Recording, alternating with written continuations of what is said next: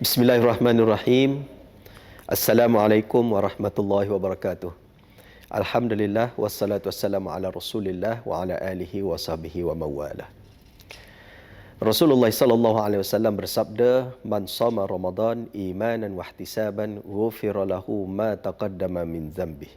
Yang bermaksud barang siapa yang berpuasa di dalam bulan Ramadan dengan penuh keimanan, akan diampunkan oleh Allah Subhanahu Wa Taala akan dosanya yang telah lalu.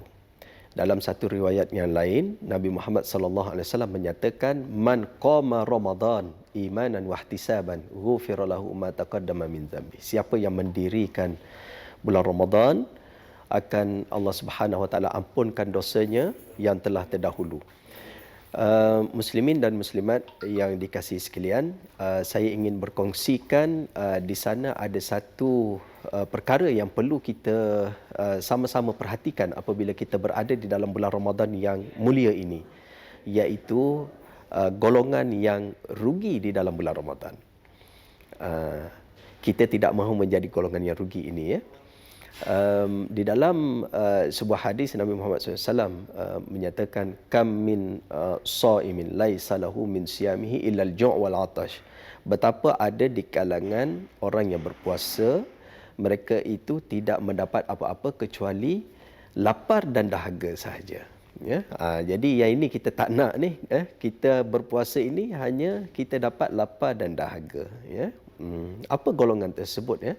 Yang pertamanya adalah mereka yang berpuasa tetapi mereka tidak solat. Ya? Ini kita tak nak jadi golongan yang begini. Kita begitu menumpukan untuk berpuasa. Bila datang bulan Ramadan, kita kata Ramadan tiba. Tapi bagi setengah orang dia kata tiba-tiba Ramadan. Ya? Tiba-tiba dah Ramadan dah. Kan? Jadi dia hanya menumpukan perhatian untuk berpuasa tetapi tidak melakukan ibadat yang lain. Ya. Solat itu penting. Kerana apa? As-salatu imaduddin. Solat itu tiang agama. Barang siapa yang mendirikannya, maka dia mendirikan agama. Barang siapa yang meruntuhkannya, maka dia meruntuhkan agama. Ya. Jadi kita kena selarikan. Ya. Kita berpuasa dan dalam masa yang sama kita kena bersolat. Yang kedua ialah mereka yang berpuasa tetapi mereka tidak bersahur. Ya. Ini sayang, ya, tuan-tuan muslimin dan muslimat sekalian. Sayang sangat kalau kita berpuasa tetapi kita tidak bersahur. Kerana apa? Kerana di sahur itu terdapat barakah. Tasahharu fa inna fis sahuri barakah. Bersahurlah kerana pada sahur itu terdapat keberkatan. Ya, ada mereka yang mungkin dalam bulan Ramadan ini dia bersahur awal pukul 2, pukul 3 bersahur. Ini tak acil lah, ya. Dia bersahur lebih awal, kemudian dia tidur, subuh pun tak bangun, kan. Jadi ini golongan yang rugilah. Sedangkan sahur itu bermaksud kita makan sebelum terbitnya fajar matahari. Sebelum terbitnya fajar, ya. Bila sebelum terbitnya fajar ni waktu bila? Waktu sebelum subuh itu, ya. Mungkin dalam setengah jam sebelum subuh ataupun 1 jam sebelum subuh, ya.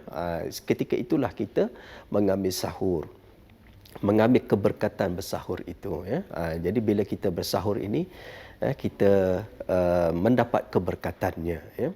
Yang ketiganya ialah mereka yang bangun bersahur tetapi mereka tidak mengambil kesempatan ketika bangun bersahur itu untuk melaksanakan solat sunat tahajud ataupun solat sunat taubat ataupun solat sunat witir. Ya. Jadi kita nak supaya kita ini bersama mendapat keuntungan di dalam bulan Ramadan ini. Ketika kita bersahur itu, sebelum kita bersahur itu, kita laksanakan solat sunat dulu. Ataupun selepas kita bersahur pun boleh. Sebelum laungan azan subuh dilaungkan. Ya. Jadi kita ambil kesempatan itu untuk kita menjadi golongan yang beruntung. Ya. Kalau biasa kita bangun pukul 5.30, mungkin kita kena awalkan sedikit, 5 suku kita bangun begitu. Ya, kita ambil wuduk, ya, kemudian kita dirikan 2 rakaat je pun, kan. 2 rakaat, kemudian tambah satu lagi rakaat untuk solat witir. Ya. Jadi 2 campur 1 jadi 3 rakaat. Siapa nak buat lebih silakan. Ya. Kemudian yang keempatnya ialah mereka yang berpuasa tetapi bila mereka berbuka puasa mereka tidak berbuka puasa dengan perkara-perkara yang disunatkan. Sunnah. Apa yang sunnah kita berbuka puasa ini? Berbuka puasa yang sunnah ialah dengan memakan tamar terlebih dahulu. Jadi kita kena makan tamar lah lebih dahulu. Jangan kita tengok kita dah dahaga sangat ni. Kita tengok air macam-macam air ada sekarang kan, boba teh lah apa semua kita dah ada dekat depan mata kita. Kita pun bila orang azan je kita ambil yang tu dulu. Sedangkan yang sunnahnya adalah kita makan tamar dulu, manisan. Kalau tak ada tamar, barulah kita cari manisan-manisan yang lain kan. Yang lebih parah ialah ada di kalangan kita mungkin yang bila orang azan je terus ambil rokok, terus nak berbuka dengan rokok. Tapi saya rasa bukan orang kat sini lah. Ini mungkin orang dekat-dekat belah-belah negara lain lah. Tapi kalau ada dekat tempat kita ni, mohon terasa lah. Supaya kita jangan berbuka puasa dengan perkara-perkara yang tidak disunnahkan ini. Kita ambil sunnah berbuka puasa itu dengan tamar. Macam-macam tamar yang ada kan, macam-macam jenis kan. Kalau nak yang terbaik, kena tamar yang ajwa lah. Iaitu yang terbaik untuk kita makan. Tapi kalau ada tamar-tamar yang lain pun tidak menjadi masalah. Kemudian yang kelimanya ialah mereka yang berpuasa tetapi mereka itu hanya menahan diri daripada lapar dan dahaga, tidak menahan diri daripada perbuatan-perbuatan yang ditegah yang lain lah. Ini pun kita kena lihat kepada diri kita. Apakah kita berpuasa ini hanya kita tidak makan dan tidak minum di siang hari? Sebenarnya puasa bukan tidak makan dan tidak minum sahaja. Puasa ini kita perlu menahan diri daripada perbuatan-perbuatan yang tidak baik. Perbuatan-perbuatan yang bersalahan dengan agama, perbuatan-perbuatan maksiat, perbuatan-perbuatan sifat mazmumah, kita kena tinggalkan. Dan bila kita tinggalkan itu, bukan bermaksud bulan Ramadan sahaja kita tinggalkan.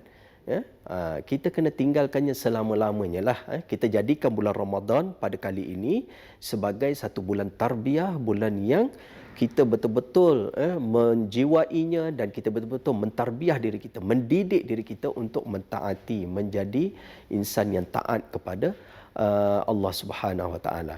Yang keenam ialah mereka yang berpuasa tetapi orang kata apa dengan cara yang mudahnya, berpuasa tetapi tidak menutup aurat.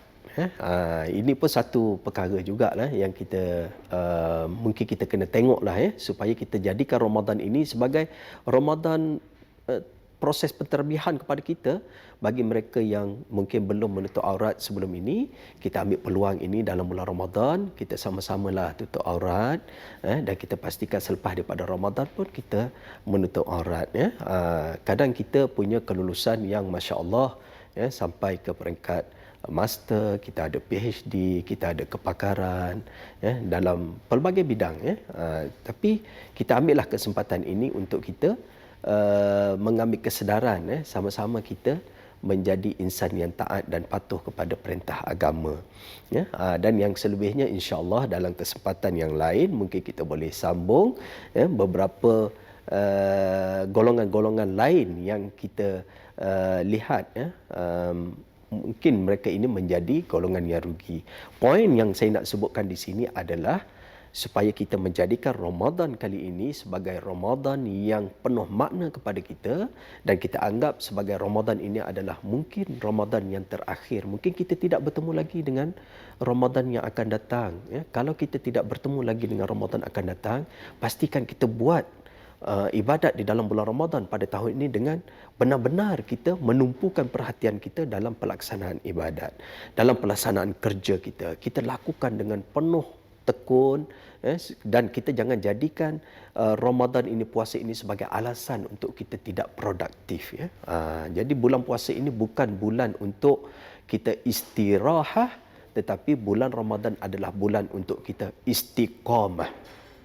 Itu yang saya nak kongsikan bersama. Mudah-mudahan ianya menjadi peringatan kepada saya dan kepada kita semua insya-Allah. Aku qouli hadza wa astaghfirullahal azim li wa lakum wa billahi taufiq wal hidayah. Wassalamualaikum warahmatullahi wabarakatuh.